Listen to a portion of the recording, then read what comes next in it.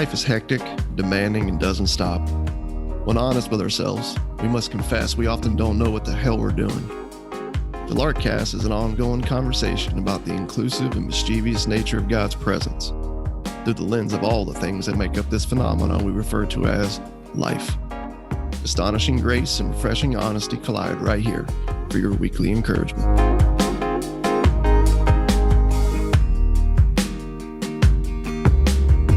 Welcome back to the LARKCAST.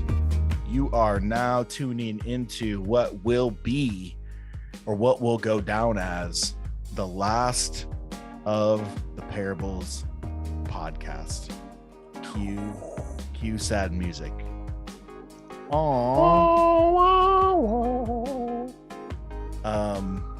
Maybe some of you are like, cool, move on from the Parables. You guys have been doing this for a while. Some of you might be bummed to hear that. That's not to say that we're never going to be talking about parables ever again, because we didn't cover every single one. Yep.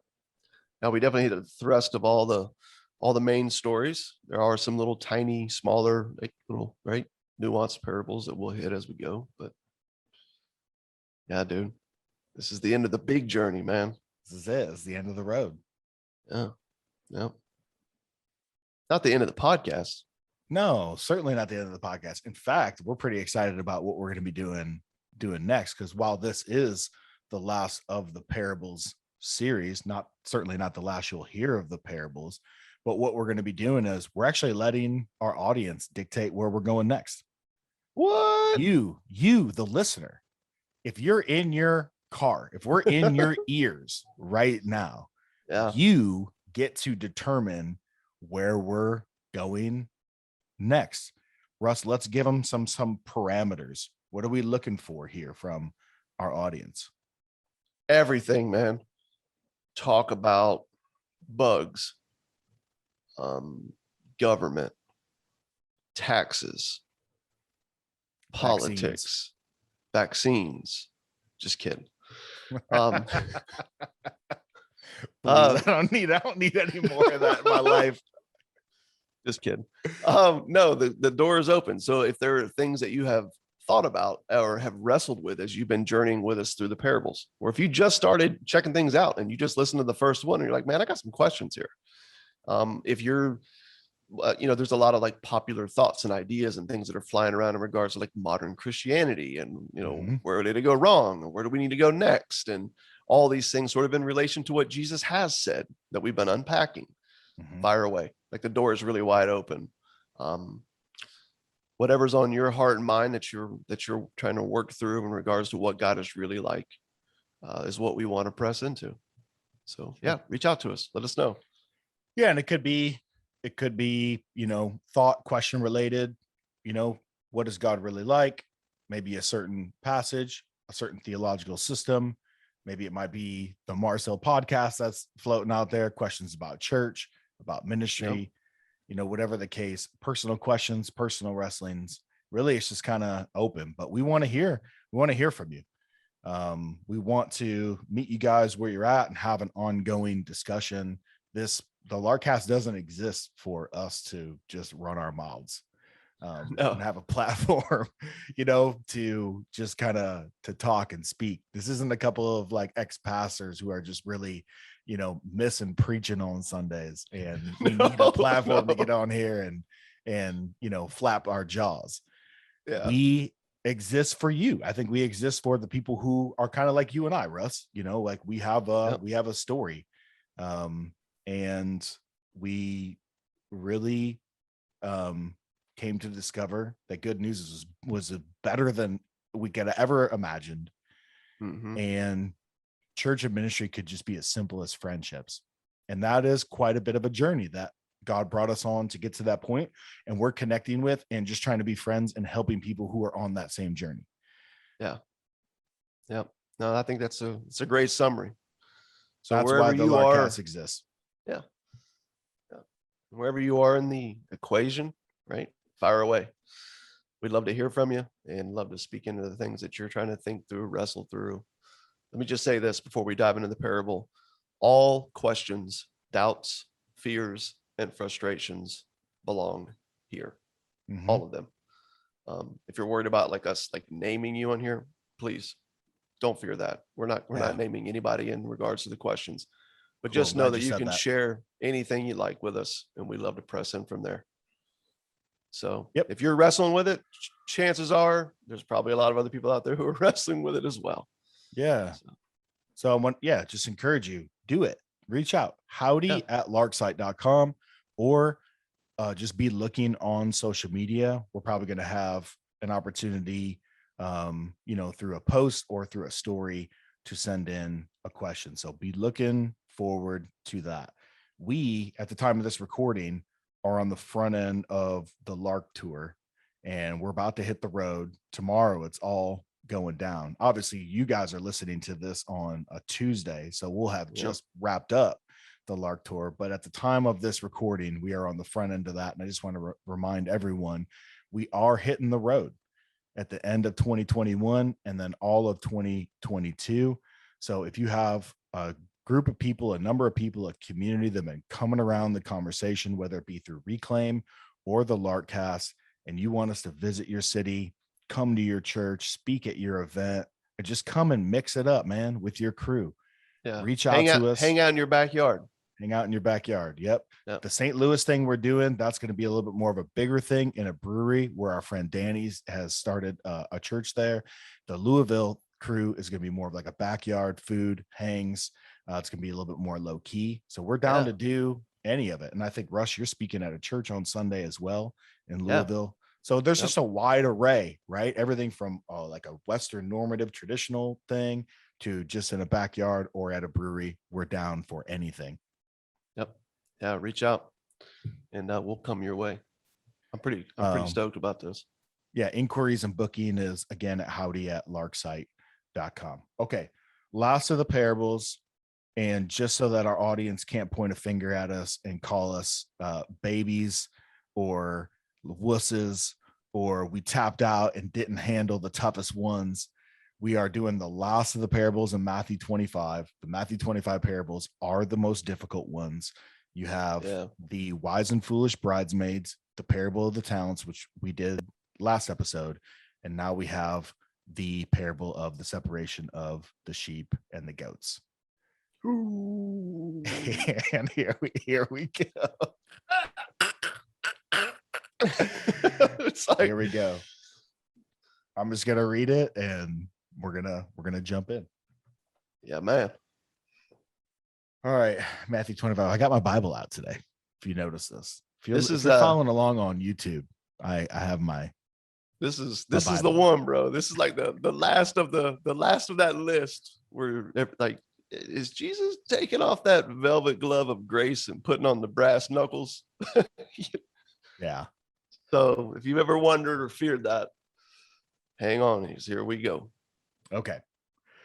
We're going to try to do it justice, but we're not going to try to belabor it. That's the goal. But we also have started podcasts by saying, hey, let's aim for a half hour. And we went an hour and 5 minutes. So you just never know what you're going to get out of us too. But here we go. Matthew 25, starting in verse 31. It looks like we're going down to verse 36. When the Son of Man comes in his glory. Again, last things, last days, culmination of human history. When the Son of Man comes in his glory and all the angels with him. So Jesus is rolling deep here. He's got angels with him. He's rolling deep. Then he will sit on his glorious throne. Before him will be gathered all the nations, so all peoples, all genders, all races, all peoples, all skin colors, all ages, the nations. Everybody. Before him will be gathered all the nations, and he will separate people one from another as a shepherd separates the sheep from the goats. And he will place the sheep on his right, but the goats on the left. Then the king will say to those on his right, to the sheep, come, you who are blessed by my Father, inherit the kingdom prepared for you from the foundation of the world. For I was hungry, and you gave me food. I was thirsty, and you gave me drink. I was a stranger, and you welcomed me. I was naked and you clothed me. I was sick and you visited me. I was in prison and you came to me. Then the righteous will answer him, saying, Lord, when did we see you hungry and feed you, or thirsty and give you something to drink? When did we see you as a stranger and welcome you, or naked and clothe you? And when did we see you sick or in prison and visit you? And the king will answer them, truly I say to you, as you did it to one of the least of these, my brothers, you did it to me. Then he will say to those on his left, depart from me, you cursed, into the eternal fire prepared for the devil and his angels. For I was hungry and you gave me no food. I was thirsty and you gave me no drink. I was a stranger and you did not welcome me, naked and you did not clothe me, sick and in prison and you did not visit me. Then they also will answer, saying, Lord, when did we see you hungry or thirsty or a stranger or naked or sick or in prison and did not minister to you? Then he will answer them, saying, truly I say to you, as you did not do it to the least of these, you did not do it to me. And these will go away into eternal punishment, but the righteous into eternal life. Mm.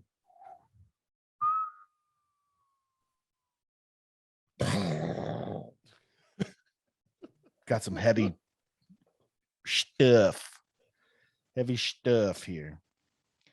Yeah. I guess the first place I want to go to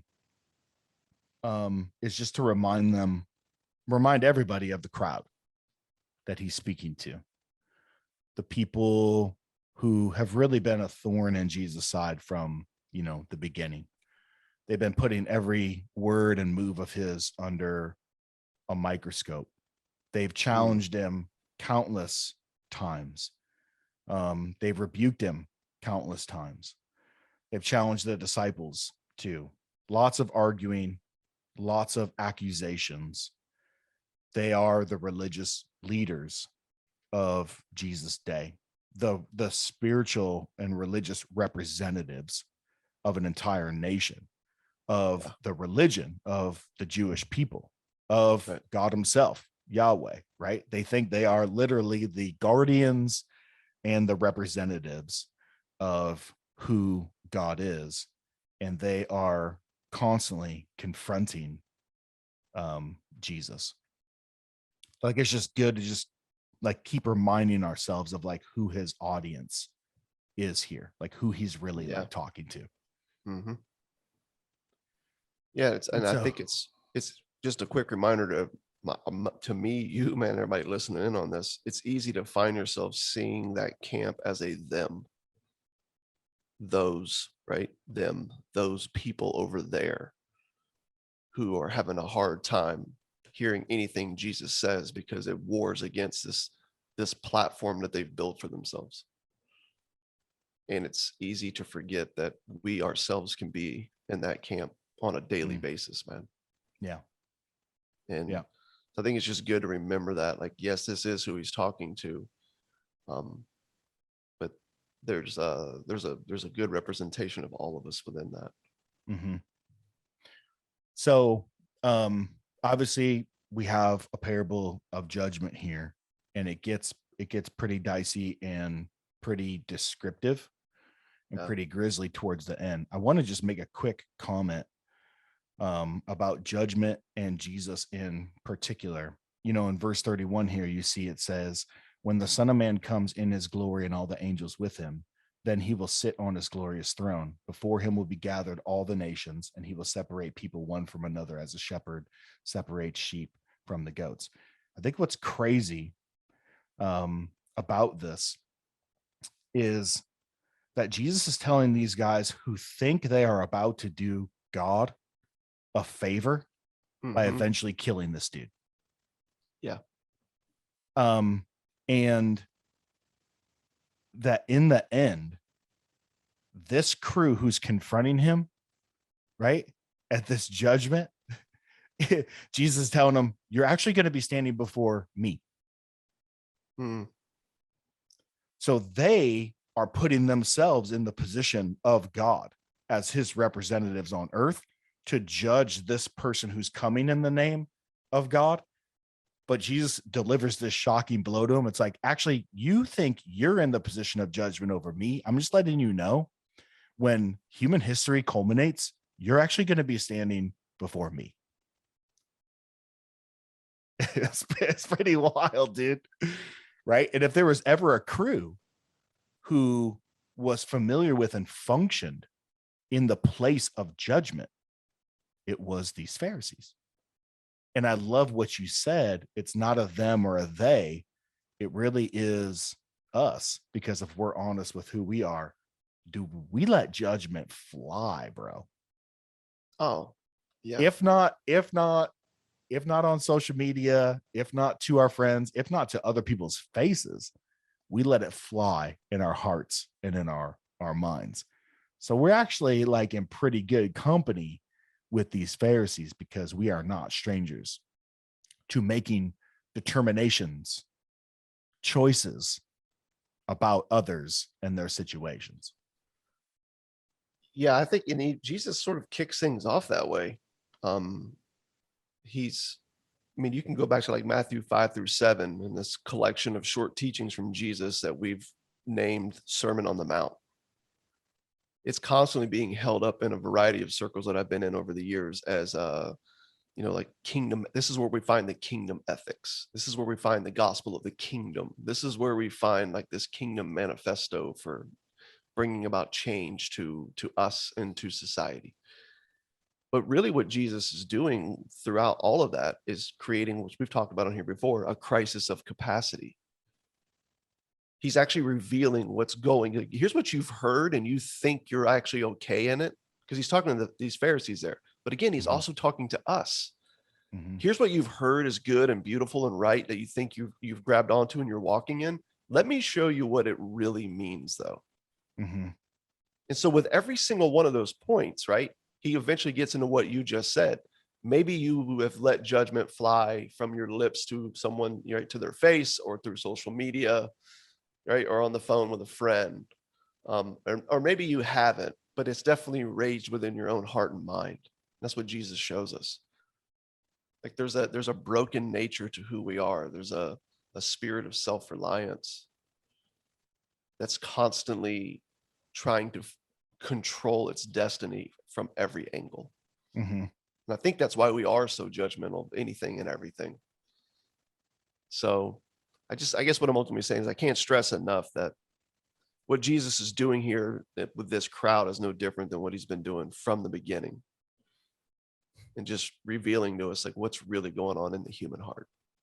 Yeah. And, really when you get into that word judgment, it's crisis, Yes. And yes. I feel like all these interactions that Jesus is having with these guys is a bit of a disruption. It's a hint to this final crisis, this final moment where there is this ultimate discernment, where there's this ultimate like separation. See, he's helping them kind of parse things ahead of time.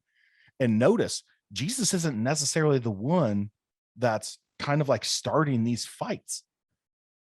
No, they're often the ones who are kind of coming to him and poking, the bear, which I think is very important to point out about Jesus. We talked about this in the past podcast. We think God starts from a place of like judgment and damnation, and he just can't wait to like, do that or be that, kind of God. Because that's how we are. Yeah. Like, we can't wait to just like really like stick it to him. Yes. And it's like, dude, here we are. If you've read the New Testament, just the Gospels in particular, here we are, even just towards the end of this 3 years. He's been putting up with these guys for 3 years. And even now he's warning them, giving them hints as to where to look for him in the world, giving them hints as to who he associates with, where he's hiding. Right. And it's not at the mountaintop of success. It's actually in the lowly places. And these Pharisees, they can't really, they're having a hard time grabbing onto, I think, what Jesus is saying here, because in the parable, Jesus is hiding among this crew, this hungry, thirsty, stranger, naked, sick, and imprisoned crew. He's Right. hiding among the least, the little, the last, the left for dead. Right. Yeah. And it's funny because these Jewish leaders, they had a theology that socially judged these kinds of people, that socially crisis, they socially discerned and parsed out and determined their situation, for them based on where they're at in life. And we even see it was a common thing even among the disciples. So you'd say like, oh, the guy born blind in the Gospels. Oh, Jesus, who sinned, this guy or his parents? Because clearly he is here because of something he did or his parents did. That's a judgment. That's a discernment. Luke 15. I can't believe this guy is eating with and receiving these kinds of sinful people. Why are you sharing table fellowship with them based on who they are? Right? Or Luke 7, the prostitute who crashes the party and washes Jesus' feet with ointment and tears. If this man were a prophet, they said, he would have known what kind of woman this is who was touching him, for she is a sinner. Meaning he didn't know what kind of woman this was, or else he wouldn't be associating or touching or receiving this from her. So these guys have this theological understanding, this idea about people, that already determine who they were, how God related to them, or how he didn't relate to them, and where and who God actually does associate with, and the basis on which he associates with them. And they never identified Jesus or they never identified God and associated God in the lowly places of need, because they thought he was at the mountaintop of success. So they never looked there. They never even thought to look for him there. So they have a theology of glory. They have a theology of performance. They have a theology of works. And while this sniffs, obviously not even sniffs, like I feel like it's just a big megaphone warning about judgment. There is judgment here, but hidden in all these little things, we're going to get to a bunch of it, is a ton of grace, is a ton of love, and is a ton of invitation for these dudes. Like, yo, here he's letting them know, here's where to look for me. Yeah, he's almost saying to them kind of what he's been saying in the last few parables that we've unpacked, where things get really pointed. He's ultimately saying, you don't know me. This God that you keep pointing to and talking about, you actually don't know him. Right. You know a lot about him, and you talk a lot about him, and you do all these things. You have literally spent your life operating in good faith to him, but it's been the wrong God all along. You've never actually known what he's like. You've never actually wanted to know what he's like. You've never actually identified with him at all. So the crisis, the judgment, once again, is coming down on, right? Are you ready? Unbelief. Right there. Yep. A misunderstanding. Like, Lord, like when did we ever see you hungry, thirsty, sick, in prison, all that? You're like, you never even really thought like to look there, because you thought that God lived, dwelled, and walked among the ranks of those who are crushing it in life. In other words, you had a theology of performance. Yeah. You had a theology of works. And you thought because these other people weren't, right, of noble birth, religious resume, didn't crush it in life, whether it be them or their parents, they're in that situation. Yeah. Because of something they did or did not do. Yep. And then you had to gall like the Pharisee in the temple to cry out and say, God, thank you so much. I'm not like that. Thank you so much. I'm not a person who's needy. Yeah. Talk about missing life altogether. Yeah, dude, it's just crazy. But here we see Jesus is really at the focal point of this judgment moment at the end of human history. And this is something I got from C. Baxter Kruger, which was really, really cool because it brought me back to John's gospel about judgment and the Son. And these are just kind of like some loose notes of something that came from him. But in John 5, and the only reason I'm bringing this up is because, one, we're talking about judgment, but then B, we see that phrase Son of Man right there in verse 31 of this parable here in Matthew 25. In John 5, Jesus has this real provocative commentary on judgment. And he says this: for not even the Father judges anyone. Think about that. For not even the Father judges anyone. This is Jesus talking about the Father. For not even the Father judges anyone, but he has given all judgment, and he gave him authority to execute judgment because he is, here's the phrase, because he's the Son of Man. It's almost like God saying, like, look, you're in the trenches. You left heaven. You became a man. You took on flesh and blood, right? You're in the weeds, man. You're down there. I trust you completely. Whatever you want to do in heaven and on earth. And what do we see from the Son in John 3:16 to 18? He's not come to judge the world. He's come to save the world. And we've seen this constantly from Jesus. His posture is just no condemnation, no judgment. God comes in peace, love, and in grace, right? And we've noticed he almost needs to get pushed to this point of judgment.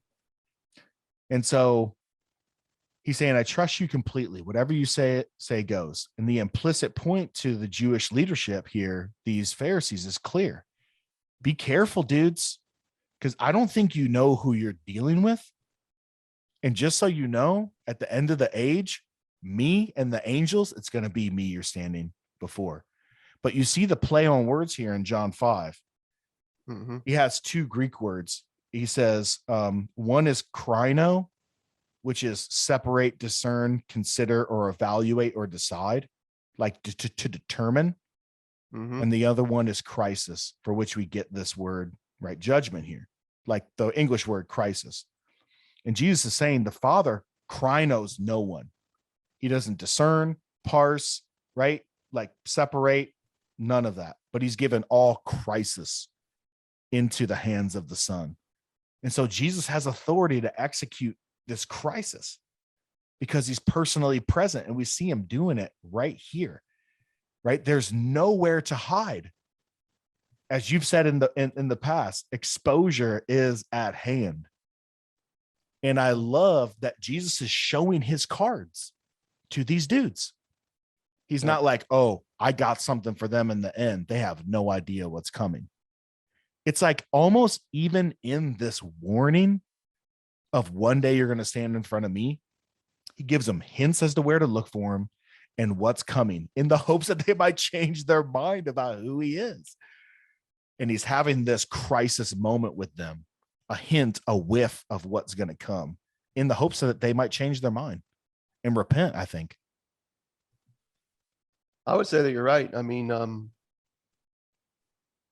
you're not going to get away from the fact that when you look at this story here, eventually the way that Jesus tells, there's this king, right? There's a party coming at the end. It's this final toast, right, to all that he has done and declared.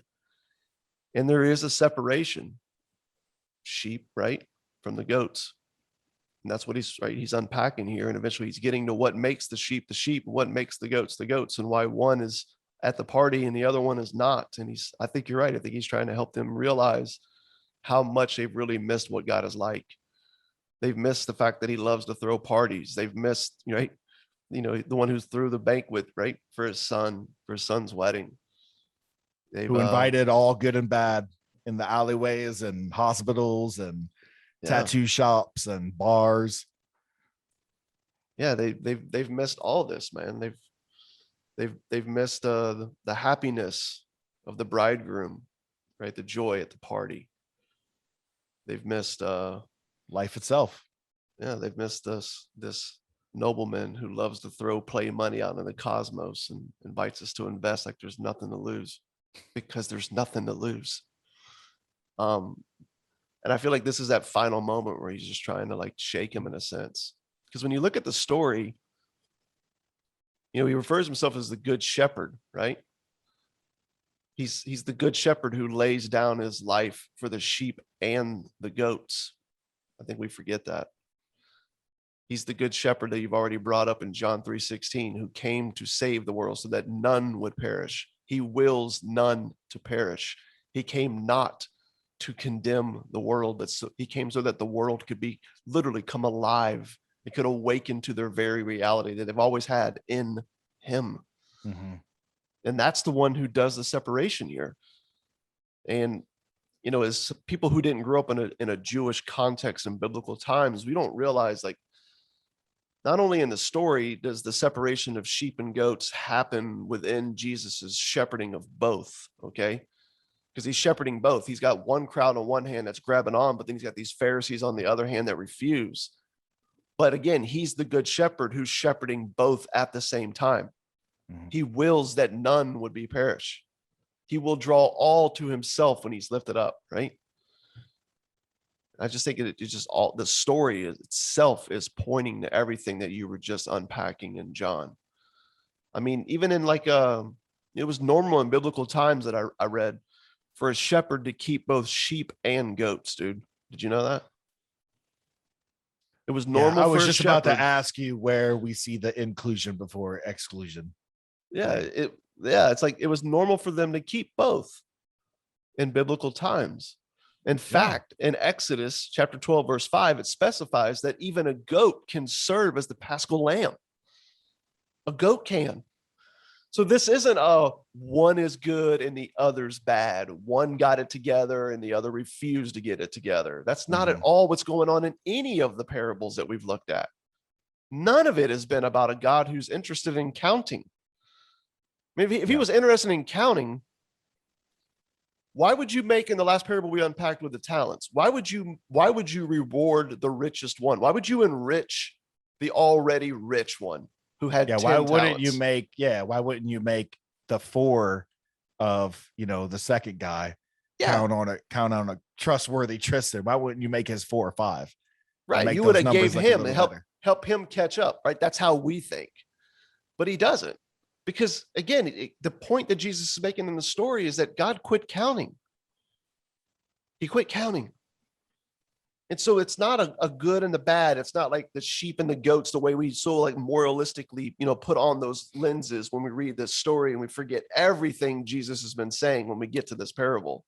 That's not this. I think you're dead on, dude.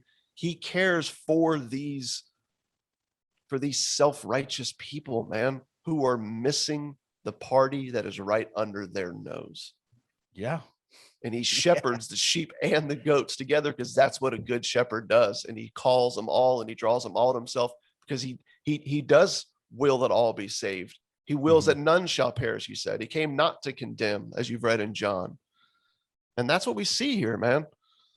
And he says to the sheep, he says, "Come, you who are blessed by my Father, inherit the kingdom prepared for you from the foundation of the world." Another clue as to why we know this isn't about works is you don't gain inheritance by performance. Right. You gain inheritance because you have a dad who loves you and gives it to you freely because you're his kid. Yeah. Come, blessed by my Father, blessed, made joyful, encouraged, loved, right? This crew has tapped into life itself. They've said yes to him. They're not hard-heartedly resisting and continually saying no. Yep. I mean, we have to remind ourselves, this is the crew that I think in their heart of hearts knew he was from God, knew Jesus was from God, knew he was good. But there was this like cultural understanding that started to grow among this tribe that we have to get rid of this dude. And if you like walked away from that or challenged that in any way, you were dismissed, right? Like Nicodemus, he was pushed out.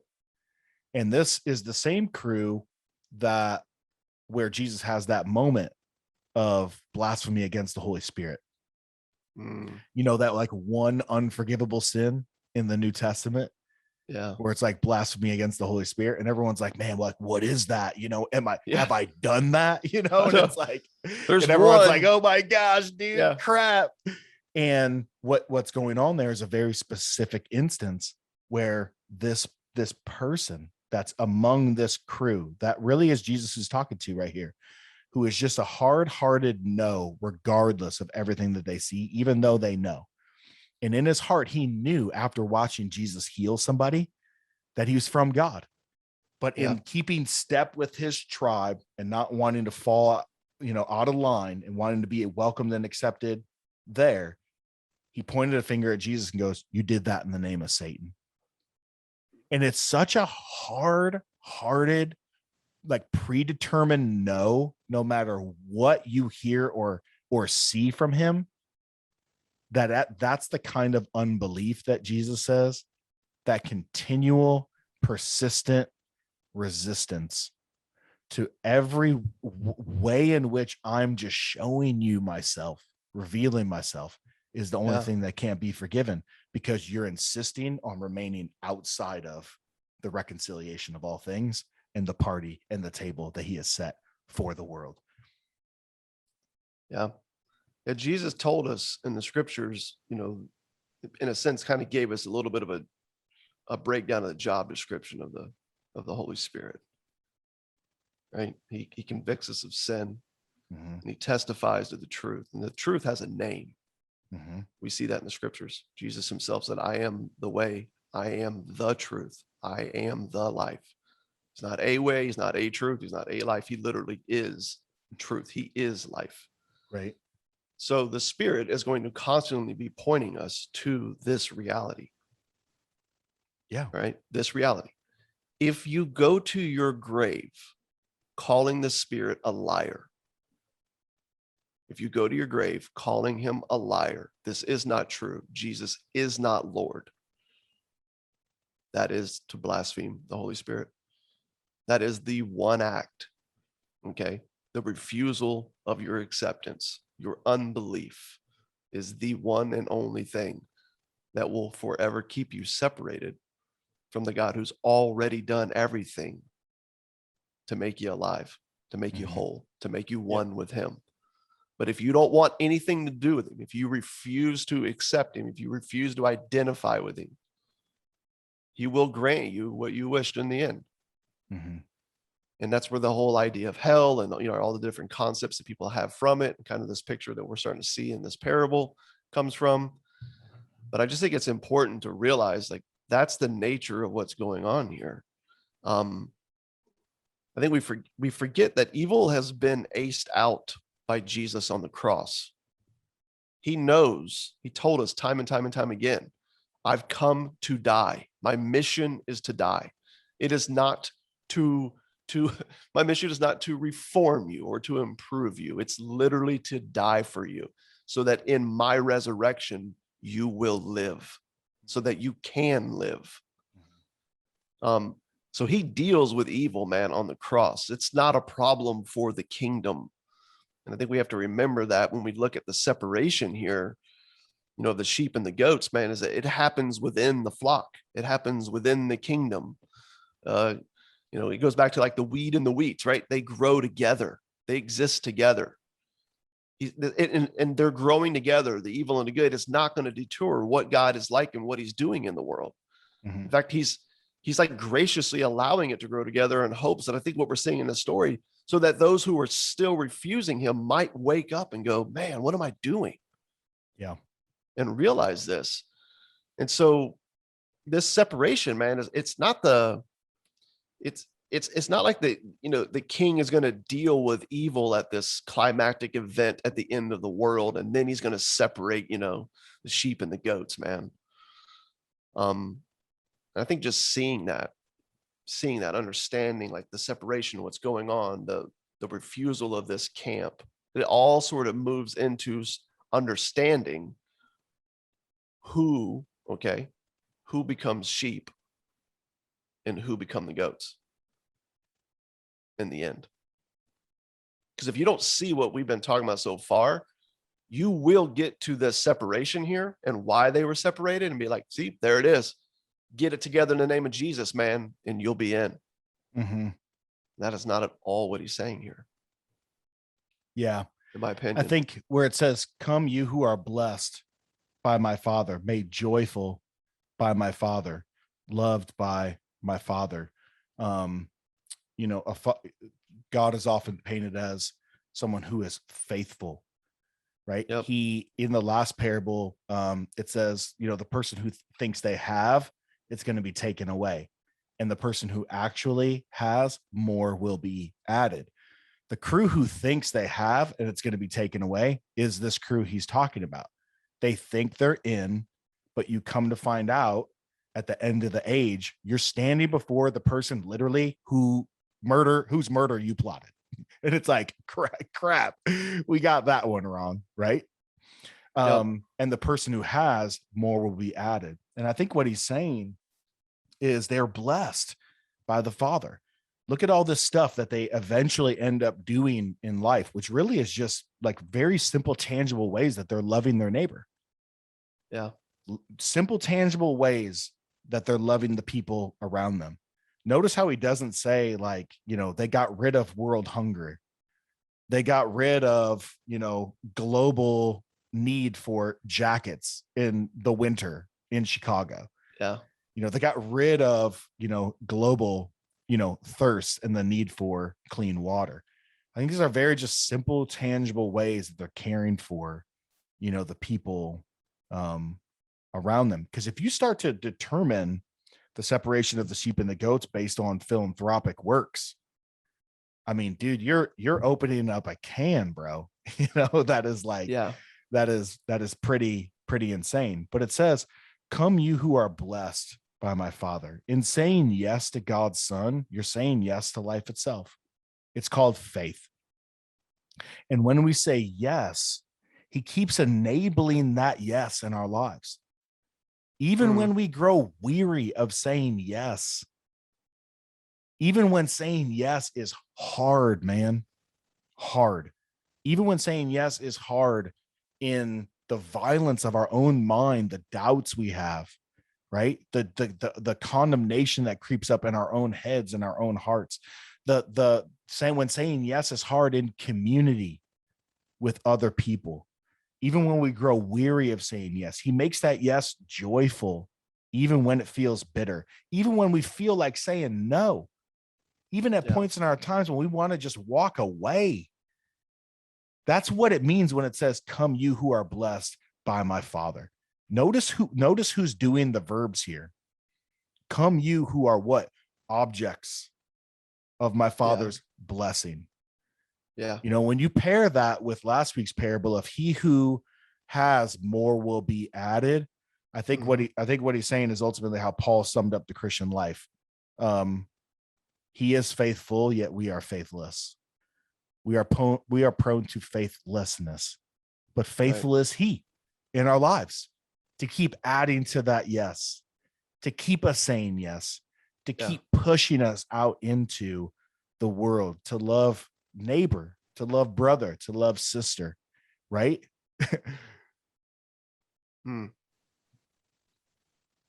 Yeah, it's good, man. And I think the heart of the whole parable is what you're saying in regards to the yes. It's the identifying ourselves. It's our desire to identify with him, to know him, to be known by him, to say yes to him. All of this is an act of faith that continues throughout our lives until we breathe our last on this side of the veil. Mm-hmm. This is the Christian life. This is to know, to follow Jesus. This is to be alive and to be awakened to and to be walking as one with God. Mm-hmm. And I think the big like aha of that, like for me, like the turning point in this parable, the just like, if I'm just being honest, man, the straight up like, oh shit moment for me in this parable was seeing that, because I had taught this parable for years under the guise of, you know, faith has to produce this, you know, certain amount of works in you. And the people who go and they they love, they fix world hunger, the people who get involved in solving all the issues in the prisons, the people who feed all the hungry, right? Like these are the people who are Christians. Or give money to the organizations that do 5Ks every year, all that. Yeah, this is what it means to be a Christian. This is what it means to follow Jesus. And if you're not doing these things, well, then you're not a Christian. You don't have faith. You're not a believer. You're going to be, you know what I'm saying? You're going to get lumped in with the goats in the end, man. And we take this parable and forget everything Jesus has been saying. And all of a sudden, this thing really quickly becomes about works instead of about people who said yes. You look at the stories, right? Like the prodigal that we've unpacked. It's by faith, man, that he's at this party in the end. You look at the tax collector in the temple. It's by faith. It's by saying yes to who God really is, that he goes home justified. When you look at the laborers who showed up 5 minutes before quitting time and got paid the same as everybody else, it's because they said yes to a vineyard owner and took him at his word. I mean, just the list goes on. If you need any more evidence, just in this small little passage here in verse 34, it says, "Come, you who are blessed by my Father, inherit." So we already talked about that. It's not something earned; it's inherited. That's a familial term, right? Right. The kingdom prepared for you from the foundation of the world. Yeah. Meaning that you entering this thing, this was something planned from long ago, way before you were ever even alive and around, whether you had done anything good or bad, right? No matter what your record was at the end, this place was prepared for you. Yep. Notice at the end, when he says to the people who continually hard-heartedly say no, that they're tossed into torment and this fire, who is that prepared for? Demons and Satan. Yeah. Meaning this, in way back in the day, God had an eye on this day, and he had an eye on humanity, and he prepared before the foundations of the world a kingdom in which everyone he made would dwell with him. And the net that we looked at, right, in the parables, the net drops to the bottom of the ocean and spans to the edges and gathers everything in its path and heads right there. He wants to grab everybody, good and bad, and bring them. And in the process of dragging them to the shore, he works so in their lives by the Spirit, we already touched on that they might say yes to him. And he says to them, you need to go to the place that was prepared, not for people, but for Satan and his minions. That wasn't meant for you, but you don't want to come to the party. So there's only one other place to go, man. And it's over there. Yeah, dude, this party got started back in Genesis. Yes. And it's been going on ever since. I think what he's doing in this story is telling us that there's going to be a time where he's going to give a toast to the party that will never end. That's what's coming. And I agree, man, it wasn't made for us. But the big aha, dude, is when he starts to point to all these things, right? That the sheep have done. You clothed me, right? When I was naked. You fed me when I was hungry. How do they respond to that, dude? Because this is the what? Wait, what? Oh, so this parable isn't a contradiction to everything Jesus has been saying. This is just a culmination of it. No, they replied, they were like, thank you for finally noticing. I will accept my rightfully earned reward of the kingdom. Thank you. Thank you for acknowledging my lifelong work among the hungry, thirsty, stranger, naked, sick, and imprisoned. Glad you noticed, heard you were omniscient, heard that you saw everything in all places. I was working hard as unto the Lord. I was doing all these things so that I might get this reward, this thing I earned in the end. I might hear that. Good job, you faithful Good servant. job. You. Yep. I got my pat on the head. I got my Awana Timothy Award here. I think that isn't that how they responded in the parable? They're like, thanks for finally noticing. Glad you recognized it. Oh, Lord, what? Yeah. I think in the Greek, it's like, huh? What? Yeah. What the hell? That's what they say is their response is not that. They were in a sense, they were kind of clueless about it. They didn't necessarily connect the ways that they were loving the people around them to this moment, this thing. Bingo.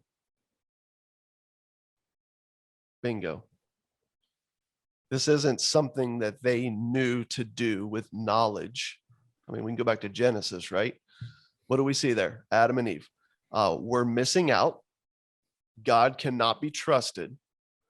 But with more and better knowledge, we can overcome our humanity so that we don't have to miss out any longer.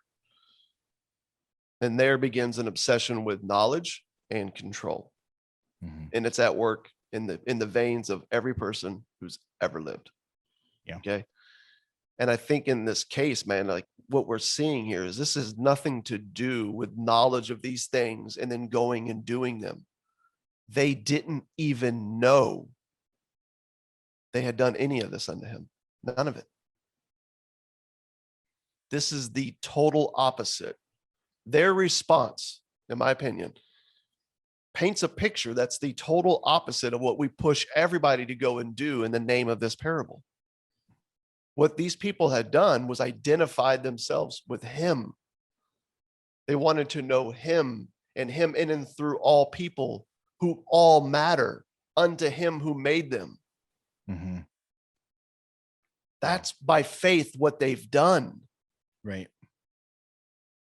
They didn't have a scorecard to present because they didn't even know to even have a scorecard or that they even did anything that was on the scorecard. Right. In fact, I'll play on that and say those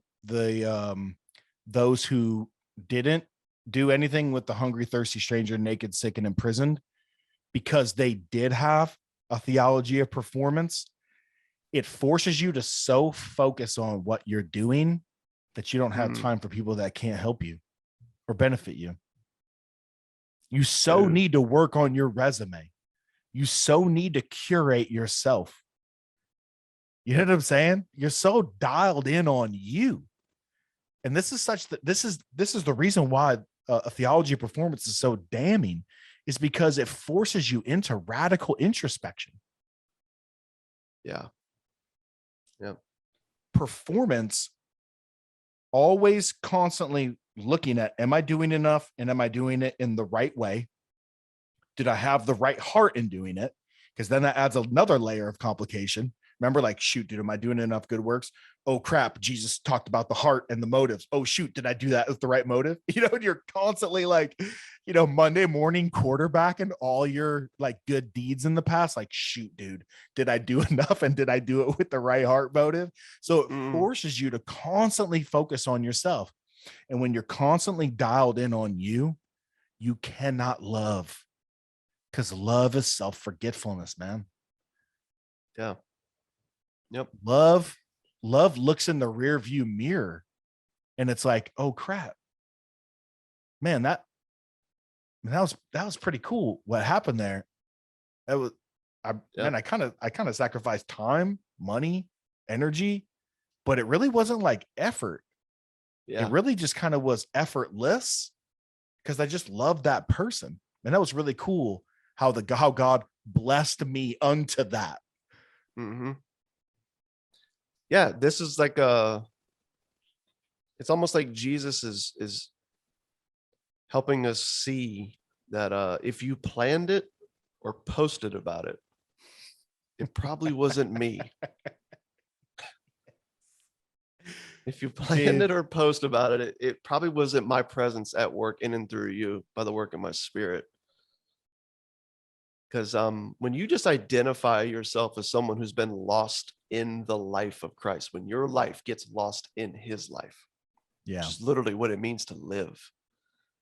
What a beautiful journey it is. But it won't be you navel gazing. It won't be centered around you. It won't be all of your plans and all your posting. It'll actually be the opposite. I'm about to pick a fight. I'm about to pick a fight. Remember when that email went out to us from Exponential and we started we emailed each other back and forth, that Grace Bombs thing? Yeah, dude. And it was this dude who wrote this book called Grace Bombs. And the whole thing was like, it was this evangelistic effort to go like surprise people with grace. And really what it was like, do something like tip your server an extra $150, like bomb them with grace. But he was telling people, which, dude, I love that. We've done that on the road, right? Just little moments like that, enjoying a relationship with a bartender or, whatever. A lot of people have done, that. But this dude was telling people, no, post a picture of it, hashtag it, Grace Bomb. And then you'll have this, once you do that, you'll then have this cool opportunity to talk about Jesus. Yeah,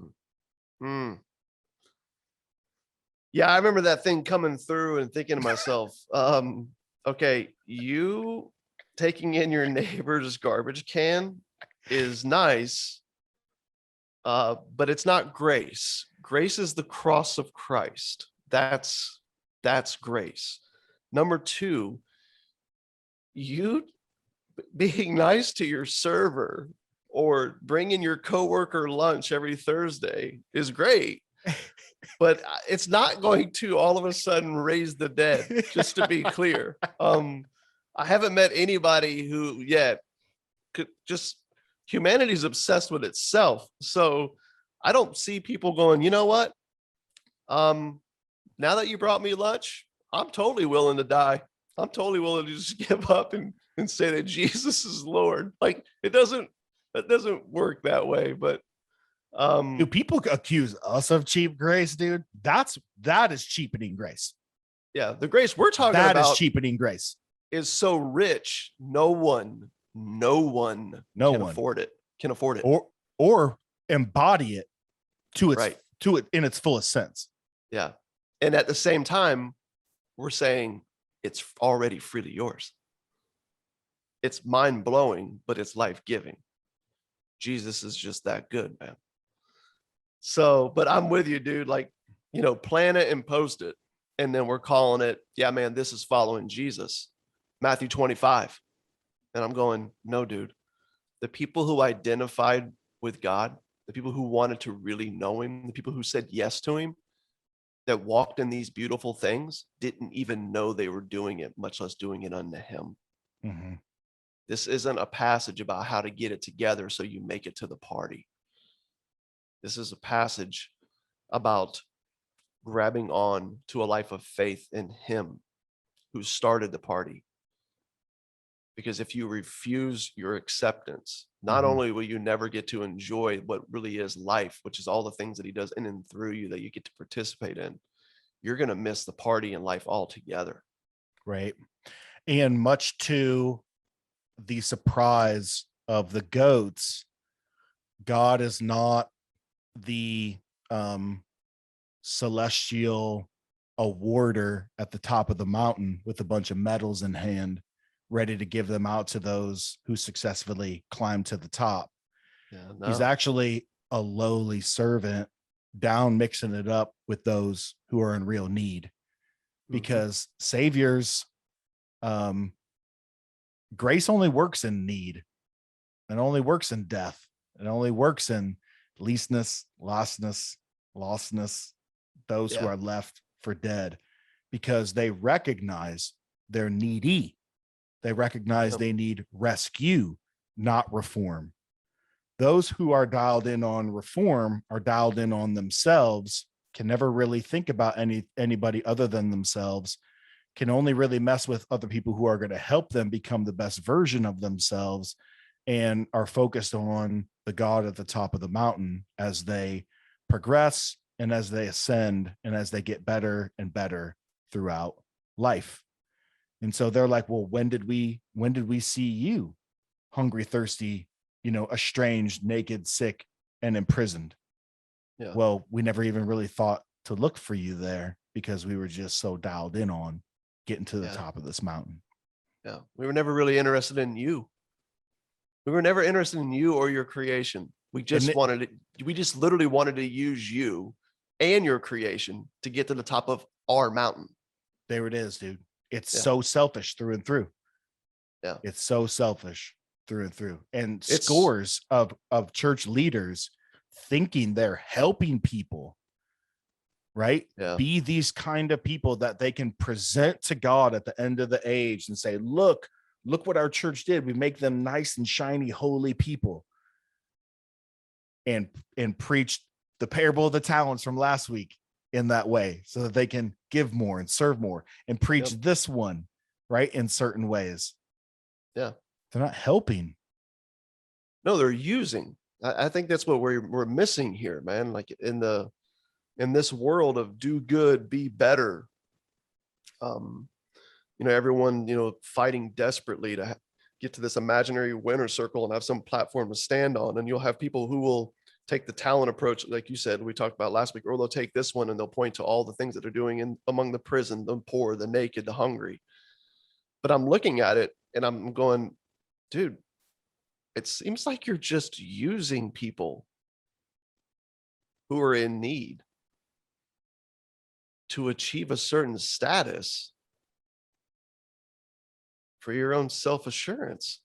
Yeah. That you matter, that you're okay, that you're good. That's not love. Right. And I think that's what happens when we miss this. That's why if I can make anything known in this parable, when Jesus says to them, you did this, you identified with me in this, their response was, when did we ever do that? When? They didn't know.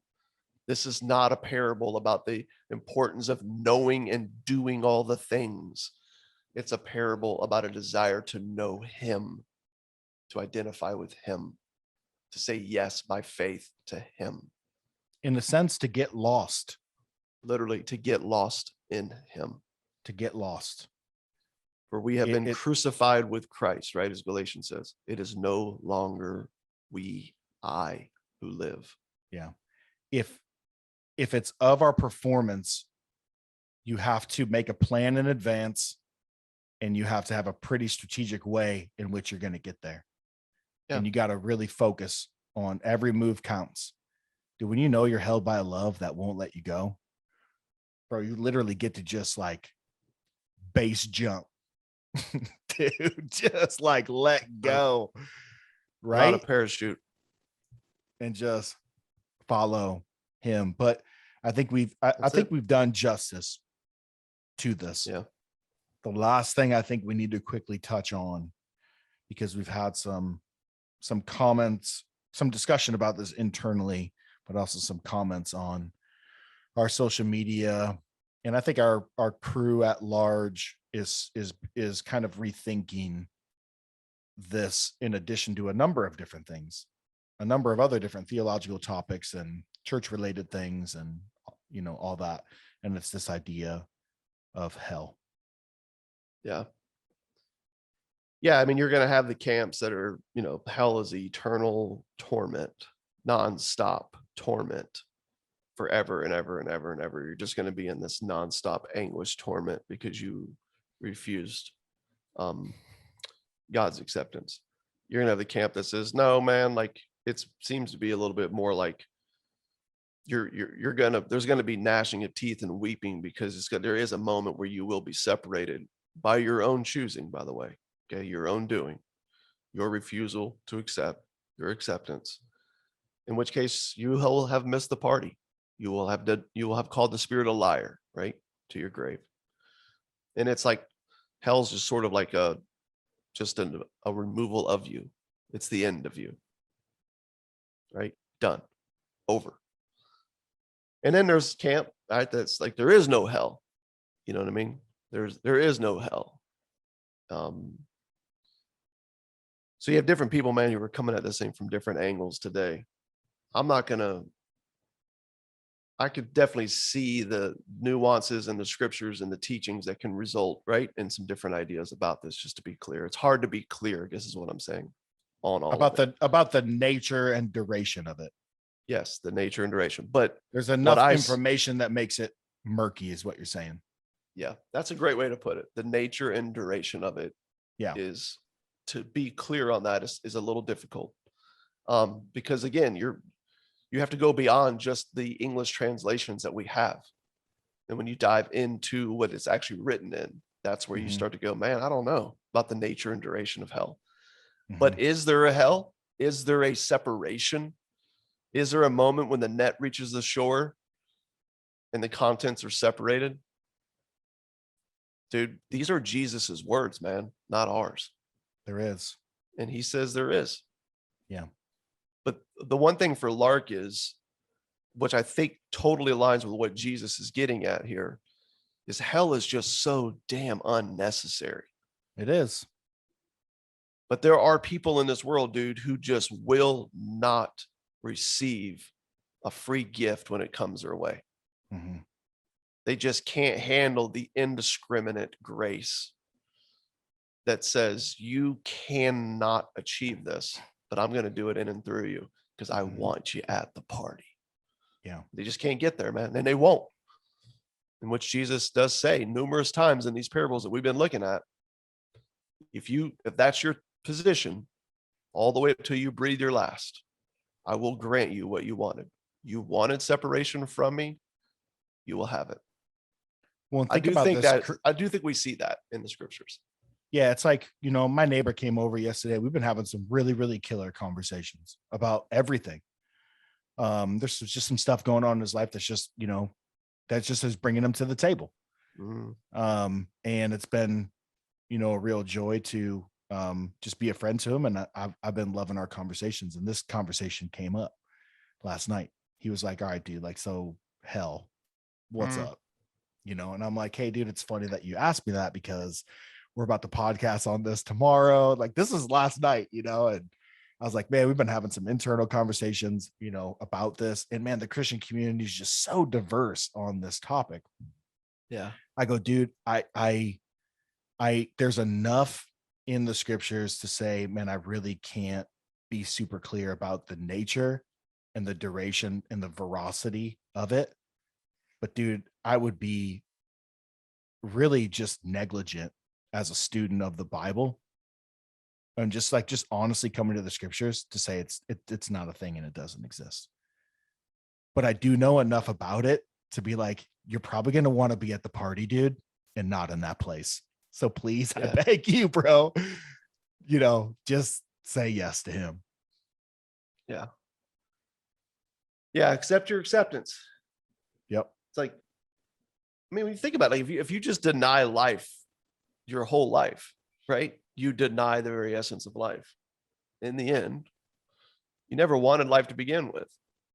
And so the one who is life, the maker and sustainer of it, says, okay, wish granted. It's really sad though.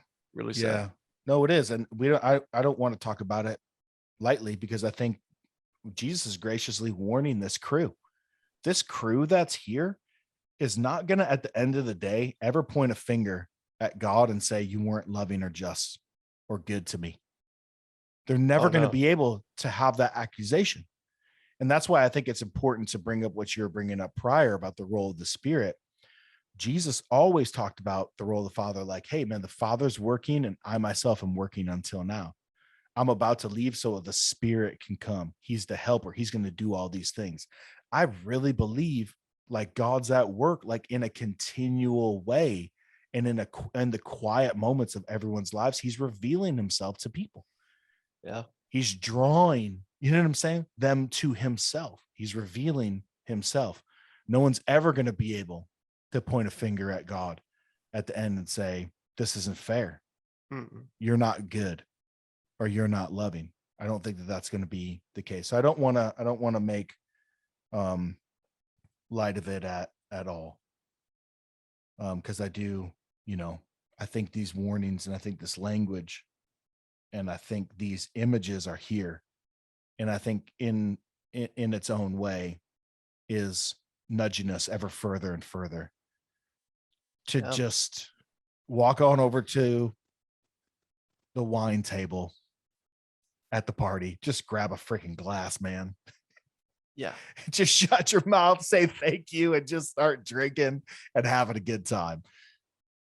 Yeah. It doesn't make a whole lot of sense, dude, to walk into that party, sit down, put your fingers in your ears, refuse to listen to the music, right?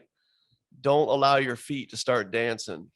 Oh, and by the way, just doing every freaking thing in your being, dude, to stop trying, to be able to stop, to keep yourself from smelling these like delicious cooked ribeyes that are sitting right underneath your nose, man. Yeah. And it's like, dude, enjoy. Yeah. Awaken to this. This is it. This is everything, man. And it's right here for you.